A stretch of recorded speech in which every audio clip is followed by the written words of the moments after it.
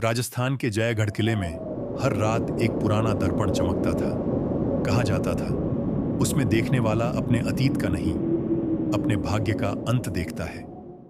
इस किले में रहती थी राजकुमारी अनन्या, अपनी सुंदरता और शालीनता के लिए प्रसिद्ध, पर उसके दिल में एक रहस्य छिपा था, जो सिर्फ वही जानती थी।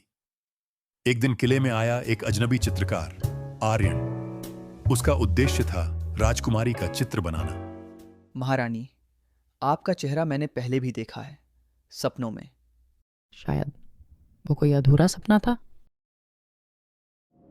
एक रात चित्रकार ने देखा, राजकुमारी उसी पुराने दर्पण के सामने खड़ी है और रो रही है। आप इस दर्पण में क्या देखती हैं? अपनी मौत। कहा जाता था कि 100 साल पहले एक चित्रकार ने इसी दर्पण में देखकर अपनी जान गंवाई थी, और वो चित्रकार आर्यन का ही पुनर्जन्म था। अगर ये दर्पण सच दिखाता है तो मैं तुम्हारा भाग्य बदल दूंगा। लेकिन अगली सुबह किले में हाहाकार मच गया। राजा जय सिंह की हत्या हो चुकी थी और शक की उंगलियां उठीं आर्यन पर। मैंने कुछ नहीं किया। पर किसी ने उसकी बात नहीं मानी।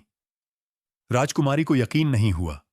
वो दौड़ती हुई दर्पण के पास पहुंची और उसमें उसने देखा, हत्यारा कोई और नहीं बल्कि उसका चाचा था। यह सच है, आर्यन निर्दोष है। पर जैसे ही उसने यह सच देखा, दर्पण जोर से कांप उठा और उसी पल आर्यन के प्राण निकल गए। राजकुमारी चीख पड़ी और उसी दर्पण के सामने अपने प्राण त्याग दिए। कहा जाता है, उसकी आत्मा उसी दर्पण में बस गई। हर 100 वर्ष बाद जब चांद पूरा होता है, वो दर्पण फिर चमक उठता है।